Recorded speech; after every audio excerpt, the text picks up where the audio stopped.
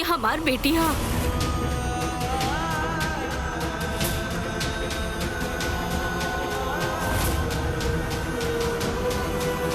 सॉरिया,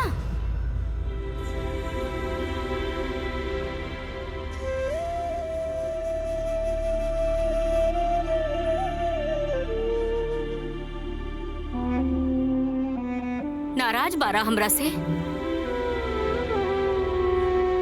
नहीं। सॉरी, हम तो से कभी झूठ ना बोले नहीं। ये सच हमार बीतल कल है, वो कल जो शादी से पहले रहे। शादी के बाद हम एक सच के भुला देने रहनी। सॉरी, हम तो हर पापा के साथ शादी करके नया जिंदगी की शुरुआत कईनी। सॉरी सॉरी, हमके माफ कर दा बेटा, तो के कभी दुख ना पहुंचा सके नहीं।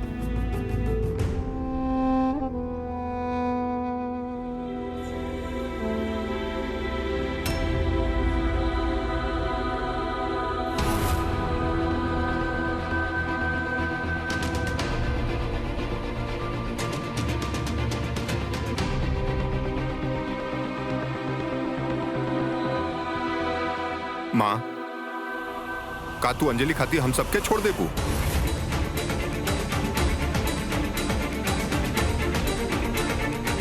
का तू इस सच और अंजलि के अपना पैबा जोड़ पैबा तू ओके अपना साथ?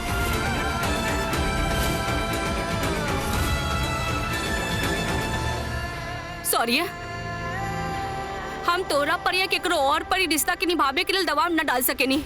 गलती हम कहीं नहीं हा, एकर भरपाई भी हम ही करब। अंजलि को कर माई मिले के चाहिए। हम ओकरा से जे हक छीननी हा, ओके हक लौटाई। हम और ओकर पिता जे गलती कईने रहनी, वो तो अंजलि भुगत रही है ना इतना साल से। हम ओकरा और दुख ना पहुंचा सके नहीं। और हमार कामा, हाँ? का ये घर के टूट जाए देबू तू अंजलि खातिर? हम सबके छोड़ सके नहीं आप अंजलि खातिर? बोली ना। सॉरी है, तोरा से ऊपर केहू ना और ना होई।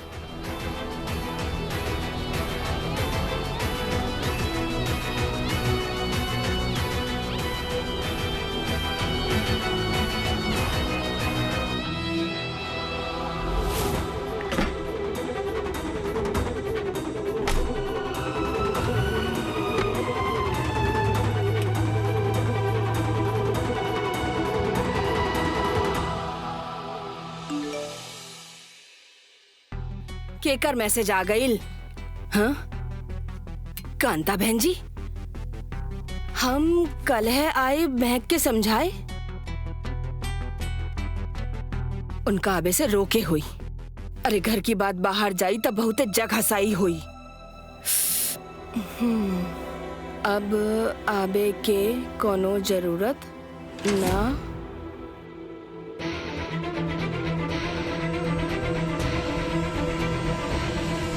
का मुसीबत है।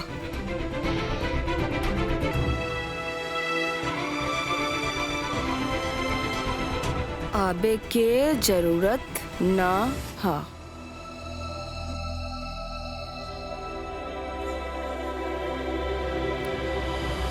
हमके तब पहले से ही शक रहे, भोला भाला चेहरा और नियत में खोट। ये हमारी बेटी है। शोर माँ घर से जाके बात कर रही अंजलि के साथ है। तू हमसे झूठ बोलू ना तो आके अकेले सब समझे के बाद, सब जाने के बाद ना।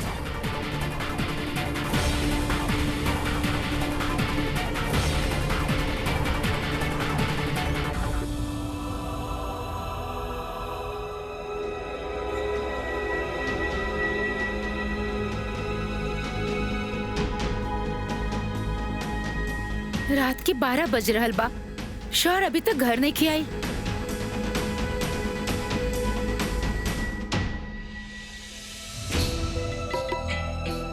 आप जिस उपभोक्ता को कॉल करना चाह रहे हैं उनका फोन अभी बंद है। आप जिस उपभोक्ता को कॉल करना चाह रहे हैं उनका फोन अभी बंद है।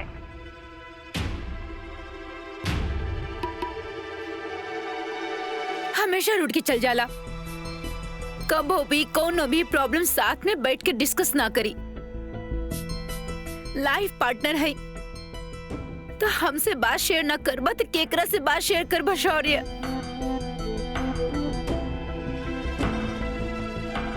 खुद के सबसे कट ऑफ कर लेवे के इहो कोनो तरीका होखेला प्रॉब्लम से डील करे के।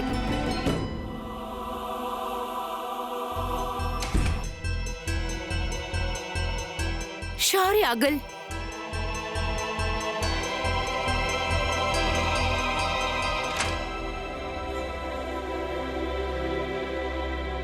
शौर्य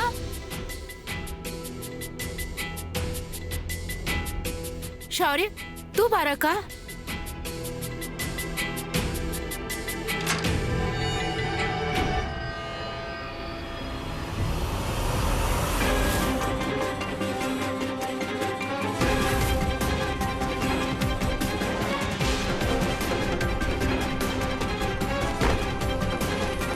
अंजलि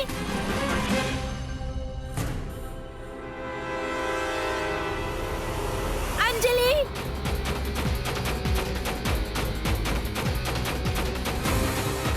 अंजलि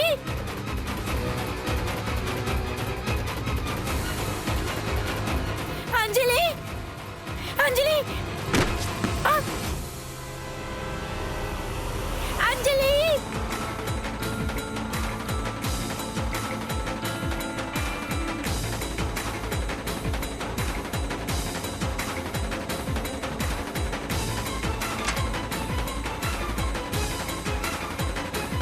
अंजलि अंजलि रुका अंजलि अंजलि प्लीज रुक जा मत जा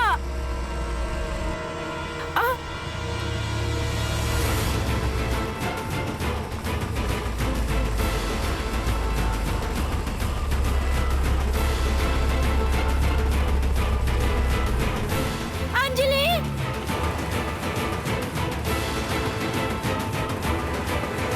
हेल्प महक कहाँ भाई? शौर्य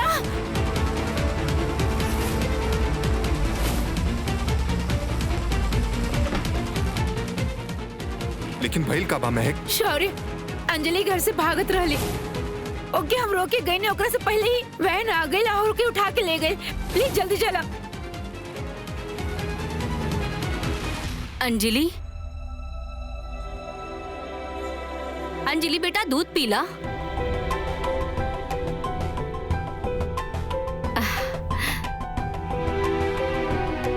अंजलि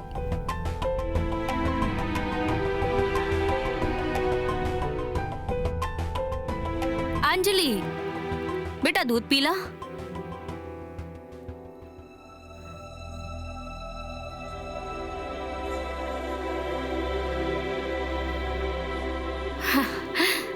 भगवान के खेल भी कैसा निराला होला। आज हमार बेटी हमार पास है। कल तक इहो ना पता रहे कि ई दुनिया में है कि ना। चाहे जैसे भी मिलवैनी, ईश्वर तो हर लाख लाख शुक्र है कि तू हमके हमार बेटी से मिलवैला था। अब एक के हमेशा हमार आंख के सामने रखिया, हमेशा साथ रही हमार। तोहार वहां है, तोहार पास बैठल बाड़ी। बुरा सपना भी नावे दी तहरा पास।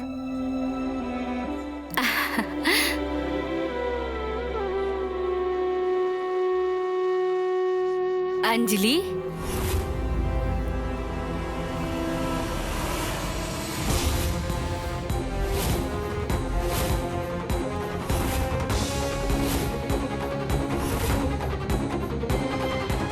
अंजलि अंजलि अंजलि अंजलि अंजलि महक महक दरवाजा तक खुलल है। महक सॉरी, हे भगवान ये दुनिया भी यहाँ ना हो। घर में चल कर रहा। आई डॉली, ऐसे कैसे जा सके ये लोग बिना बताए? डॉली, डॉली, डॉली।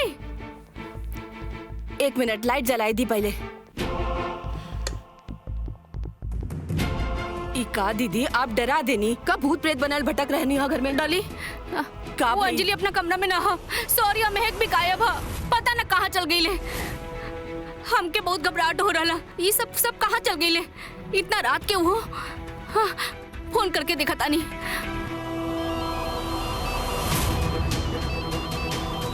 शौर्य, माँ के फोन आ रहल बा, उनके कहा बताई? कहदा अंजलि घर से भाग गई रहे। हमनी के ओके वापस लाओता नहीं। हेलो, हाँ माँ। महक, वो अंजलि घर से भाग गई रहली। भाग गई रही का मतलब? हाँ, वो ठीक तो बाड़ी ना? हाँ माँ, बिल्कुल ठीक है। शौर्य भी हमारे साथ है। हम दोनों मिलके समझा के अंजलि के घरे वापस ला रहनी है। आप प्लीज चिंता मत करो और अपन तबीयत मत बिगाड़ो। इतना बड़का बात हो गया, तू हमके बतैलो भी ना। बात कर बाबा हम डॉक्टर से, हम समझाई ओकरा। माँ आप चिंता मत करी, हम दोनों है ना, हम दोनों के समझा के वापस ला रहनी है। जैसे घर से गल रहली बिल्कुल वैसे ही वापस आई। आप प्लीज फिक्र मत करी, हम आ रहनी है। हे माता रानी, अंजलि के सही सलामत रखिए।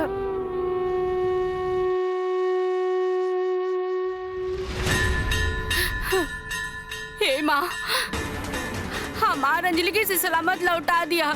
हमारे बच्चे की रक्षा करे माँ। बिना माँ बाप के, बिना लाड दुलार के पल्ली हमार बच्ची। और जब आज मिलल बाड़ी तई तूफान आ गई। माँ, माँ हमके हमार बच्ची लौटा द माँ। वो नाजायज औलाद घर के बाहर रही तबे अच्छा।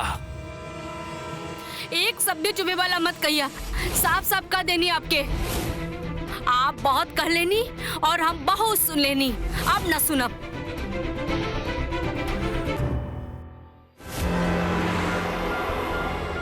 कहाँ ढूंढो बोके? सुबह हो गई, पता ना वो लोग कहाँ लेके गए होगी ओकरा। चिंता मत करा, आगे पूछा तनी ना।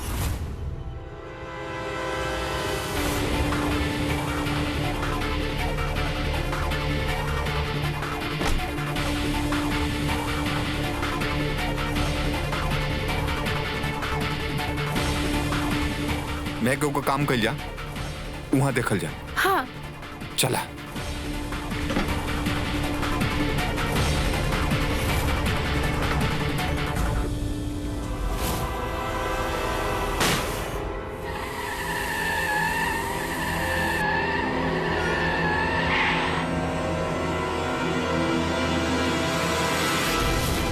हे भगवान,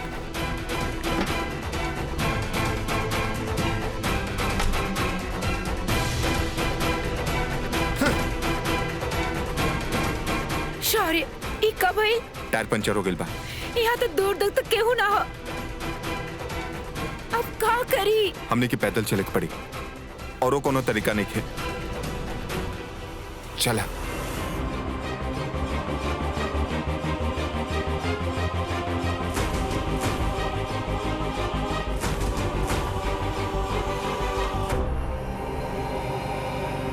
हेल्प, एक मिनट। भाई साहब, जी, हमारा मदद करी प्लीज। देखिए भाई साहब, हमारी गाड़ी का टायर पंचर हो गई बा। उस सड़क पे कांच का टुकड़ा रहे। प्लीज हमने की हेल्प कर दी। हम तो सिर्फ मैकेनिक ला सके नहीं। उतना टाइम ना हमने लगे। अब का करी शौर्य? कहाँ ढूंढी अंजलि के? कहाँ ढूंढी? वो वैन के पता ना कहाँ चल गए लोग। आप कोनो वैन के बारे में बात करते हैं? हमें वो वैन के देखने जाते हैं। से कहाँ? यहीं यहीं पीछे। भाई साहब, आप प्लीज हमके वहाँ ले चलो। इनका बहन किडनैप हो गई हो, प्लीज। देखिए सर, हम आपके जितना पैसा चाहिए हम दे। प्लीज हमने की हेल्प कर दी। ये क्या करते हैं आप? एकर कौन जरूरत है? हम आपके लिए चलते हैं वहाँ पे उनके पास।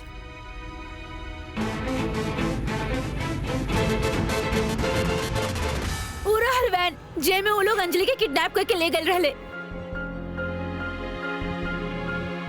एक काम करता नहीं, हम चेक करके आवता नहीं। हाँ शौर्य, एक मिनट प्लीज। तू अकेले ना जाइबा, हम तुम्हारे साथे चलब। चला। हम वो चलिए आपके साथ। आप मत आइए, आप यहीं पे रुकी। आप ऑलरेडी हमने की बहुत मदद करनी। आप यहाँ रह के पुलिस के फोन करी। हमने के वेट करी, हमने को ना होता नहीं।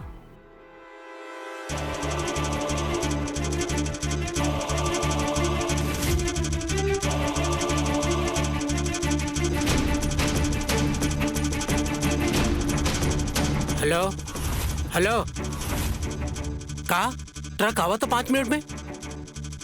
हाँ लड़की तैयार बानी लोडिंग के लिए। हाँ हाँ तैयार बानी, आवा ट्रक लेके जल्दी।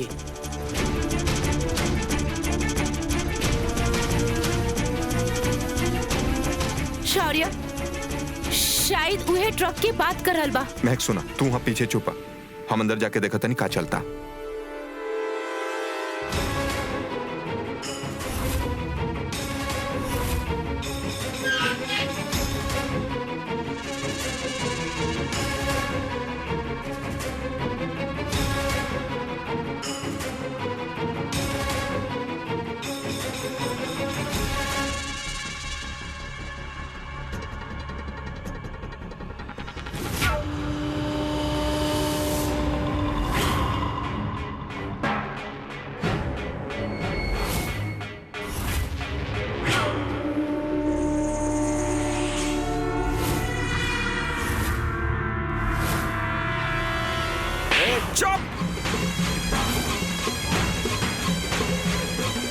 पता करो और कितना टाइम लगे ट्रक वाला क्या आवे में। हाँ भाई कहाँ बढ़े? अच्छा अच्छा 20 मिनट लगी, और बाद से सीधा यहाँ से नेपाल, फिर वहाँ से इस सारा माल जाई दुबई।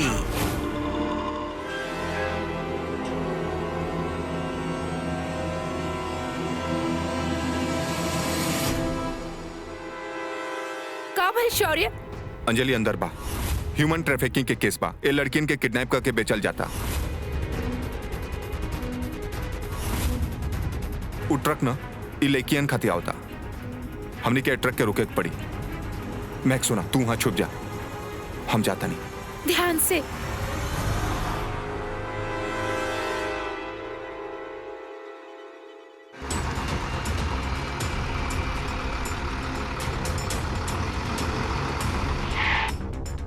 अरे भाई अपन आईडी दिखावा, बॉस चेक करे खाती बोले बा। तो कहते कब पहले देख ली ना, हम खुद सेठ जी से बात कर लेता नहीं।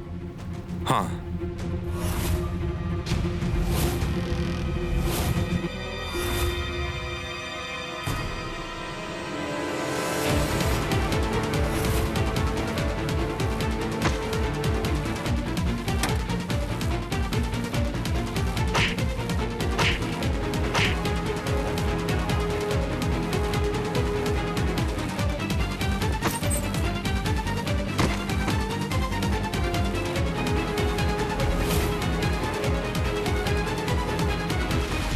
शौर्य कर हाथ बांध। हाँ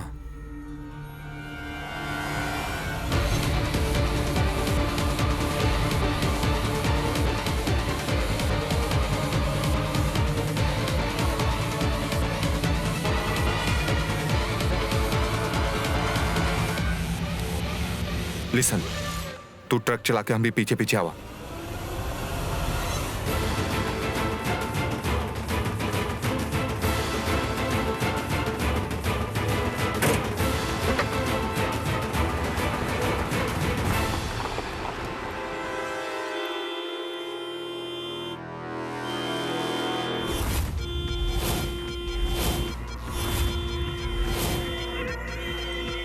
ये बार बार हार्न काहे मारता? लगाता भूल गेल बा कि हमनी का करे के बा। जा ओके समझा के आवा का करे के।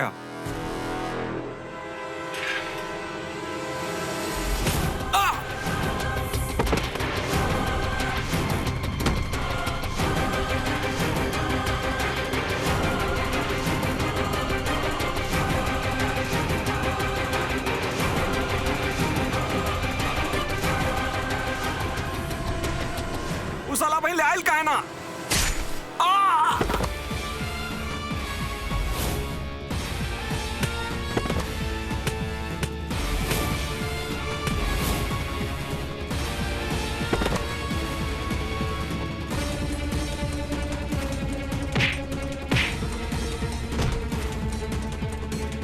तू जा, लेकिन तू हमें सबकी हेल्प कर देनी। हाँ तू जा, तू जा।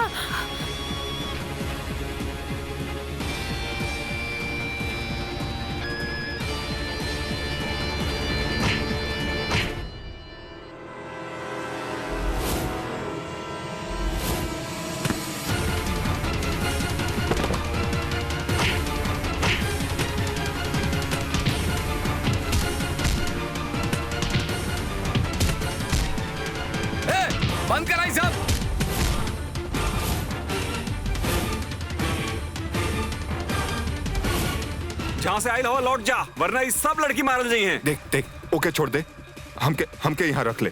तो आगे रख के हमके फायदा का? ये लड़की सब बढ़िया दाम पर बिक जाली सा। चल जाए यहाँ से ना तो।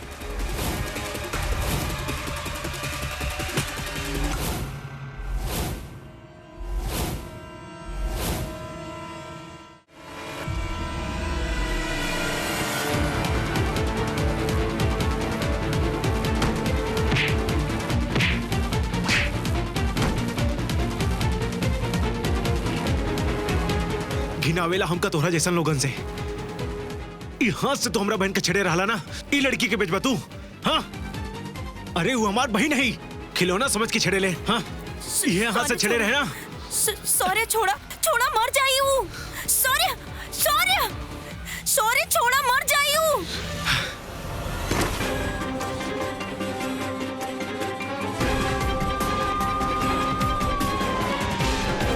बस सब ठीक बा, बस। ए, चल डाले के अंदर। आपके स्टेटमेंट तो हो गए, एक स्टेटमेंट आपके बहन को मिल जाए तो सही रात। इस सभी लोगों का हम स्टेटमेंट लेता नहीं। जी सर बिल्कुल, लेकिन वो तनी शौक में है, तनी रिकवर हो जाई, ओकरा बाद आप ले जाई।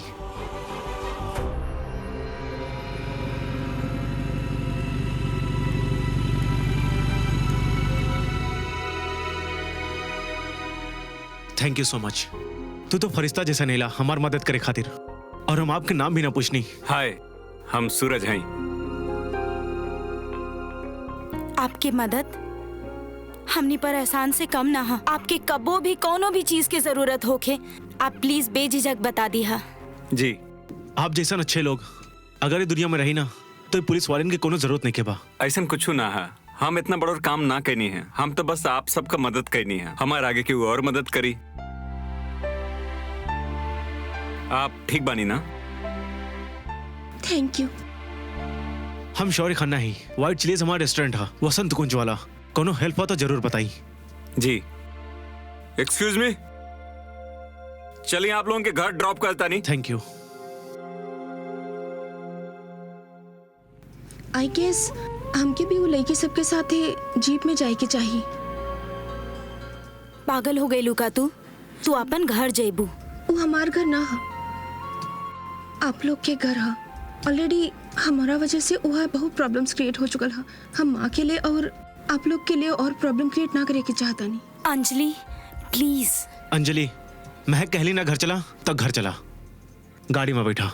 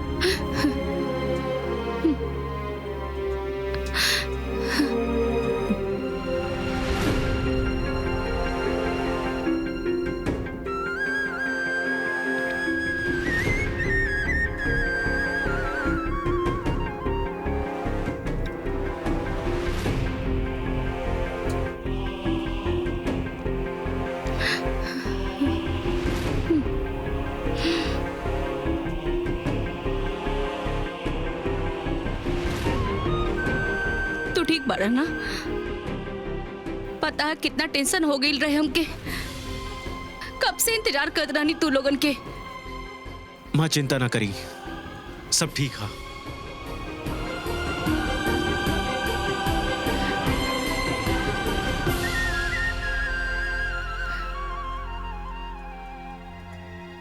पानी,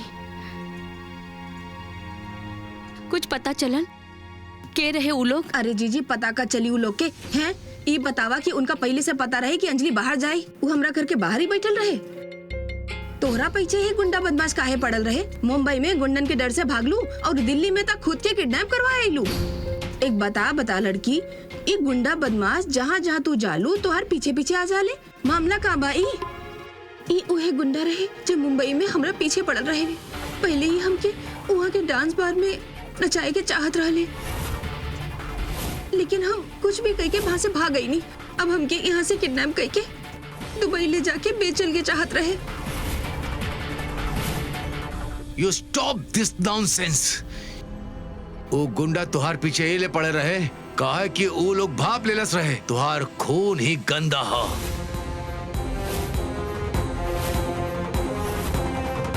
you characterless. Dad stop it. का कहले रही आप? हाँ, का कहले रही? अब आप दोनों चुप रहा बा, समझी? हम काल तक महक से नाराज रहनी, काहे कि ये बात हमसे ना छुपौली, लेकिन हमार खामोशी के ई मसला में हमार कौन सा ना समझी। हमार माँ के बेइज्जती अब केहू कैलस ना तो हम बर्दाश्त ना करब। शौर्य सुना तू। अरे सुनी आप डैड, कल आप माँ से का कह रानी कि माँ के आप में से और अंजलि में से एक की चुनेक पड़ी ना, तो फैसला सुन ली। फैसला अंजलि।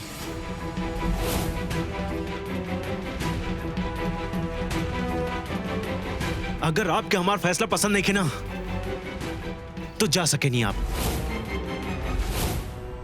तुहार दिमाग खराब हो गई ला। डैड दिमाग आपके खराब हो गया है, याद बन आपका? कितना घटिया बात आप मां से कहल रानी। ई का गलत कहनी? हाँ, केकरो से प्यार कैली शादी से पहले? अरे हो गई गलती, सबसे होते यार। इमे का गलती कर देली मां? इतना साल से औरत आपके देली, हाँ कई साल से भी देली औरत आपके साथ, और आप एक ही झटके में इनका कैरेक्टरलेस बना देली।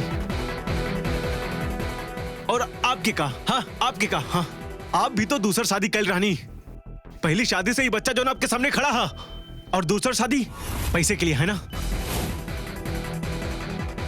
ये पैसा, ये बिजनेस, ये रुतबा, इनाम, इस औरत, ये सब हमार माँ की वजह से मिला रहा। शौर्य,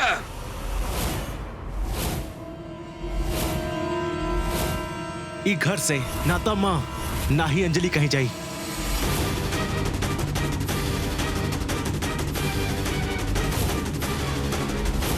अंजलि हमार बहन है, जकरा भी उसे प्रॉब्लम हा वो आई और यहां से जा सकेला।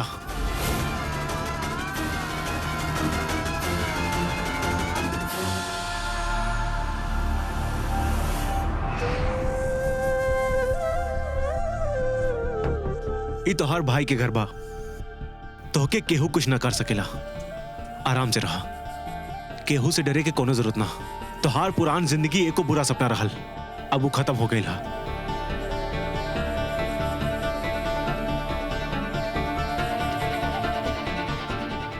भैया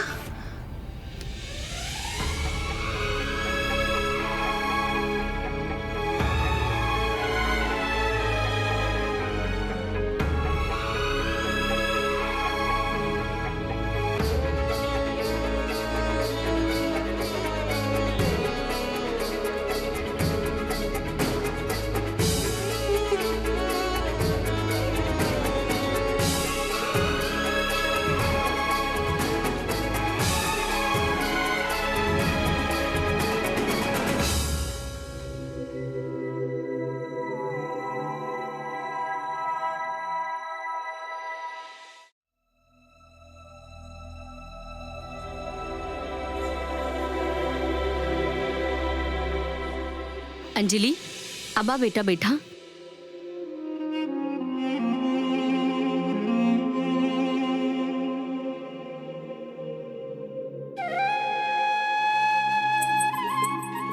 अंजलि डोंट बी शाई, ब्रेकफास्ट करा।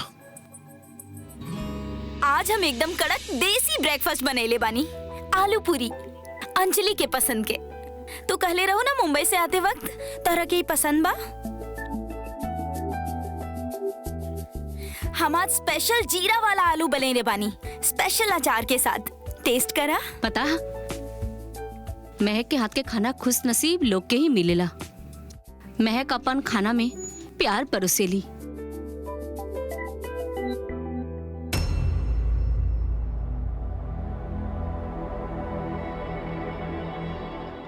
अबारा हमार नाश्ता हमार रूम में लेके आवा।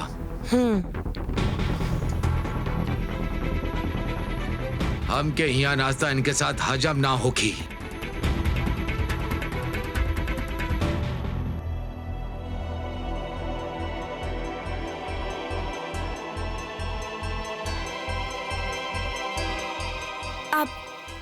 हम पापा के नाश्ता लेके जा रहल बानी।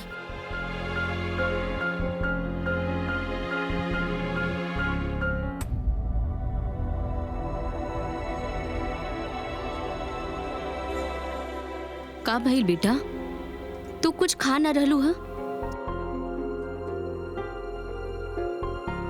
आवा, हम तोहरा के आज अपन हाथ से खिलावतानी।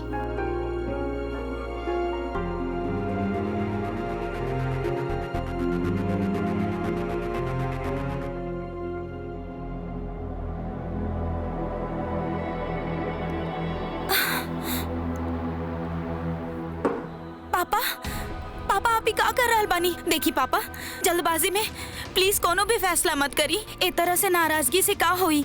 जे सच है वो सच है और वो आपके सामने भी है। पापा ए तरह से अगर आप सच से मुंह मोड़ लेब त खुश रह पाई।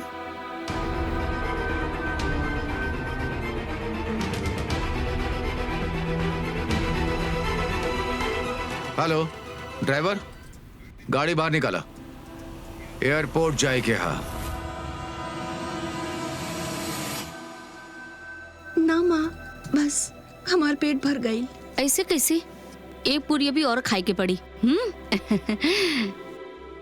वैसे लकी बाड़ू तू अंजलि, हमरा पर इतना प्यार लुटाने के बाद माँ के पास तोरा खातिर बहुत सारा प्यार बचा बा। सब तोहरा खातिर हा खाई। वैसे माँ आज तक हमके तो इतना प्यार से कब्बो ना खिलेली आप। अच्छा, ज्यादा बात मत बनावा। जब खिलावे नींदा आगे आगे दौड़ेला, मुंह बनावेला। बेटा हमरा ले तो तू और ई दोनों हमारा के तारा बाड़ा, बिल्कुल एक जैसन। ठीक है, आई तो के भी हम अपन हाथ से खिलावे नी। लखा, अंजलि का भाई बेटा, ला जूस पिया। नौटंकी। अंजलि बेटा आराम आराम से खा, देखा खाना अटक गई ना। अब ठीक है? खाना तनी तीखा रहे माँ। आगे से न हुई, हम महक से बोल दे कि खाना में मिर्ची न डाली। ना ना माँ, भाभी तो अपन हिसाब से बहुत अच्छा खाना बनेली हा। जल्दी से सूजी के हलवा खा ला। ला, तू खाना भी ठीक से न खेलू हा।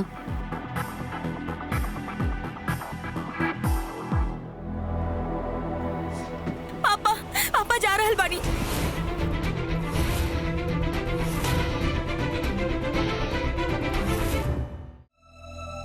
रुकी रुकी, का कर रही हैं आप? सुनी ना प्लीज, हम लोग बैठ के बात कर सके नहीं, आप ऐसे न जा सके नहीं।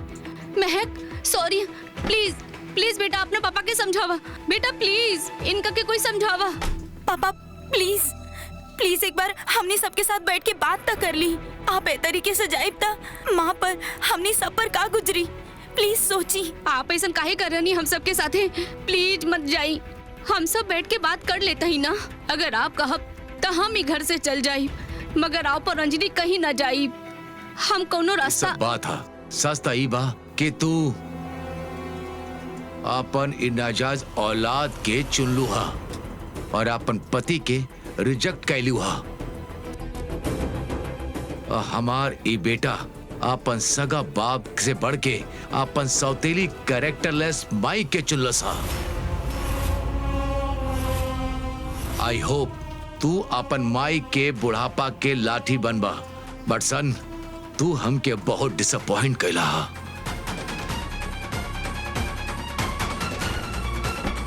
जीजा जी देखी, आप लोग जे भी कर रहे हा उमे सूझबूझ ना हा, ई कतई ठीक ना हा।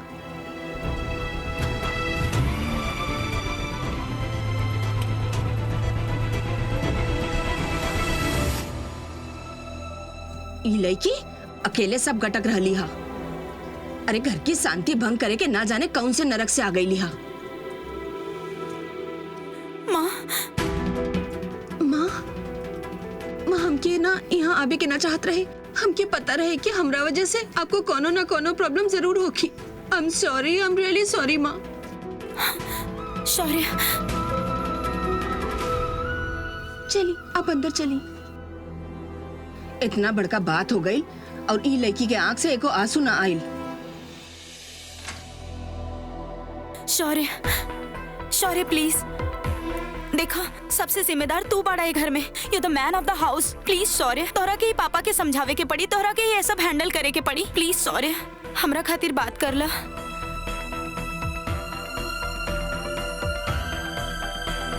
माँ आप बैठी प्लीज। पानी पी ली माँ, पानी पी ली प्लीज। पकड़ी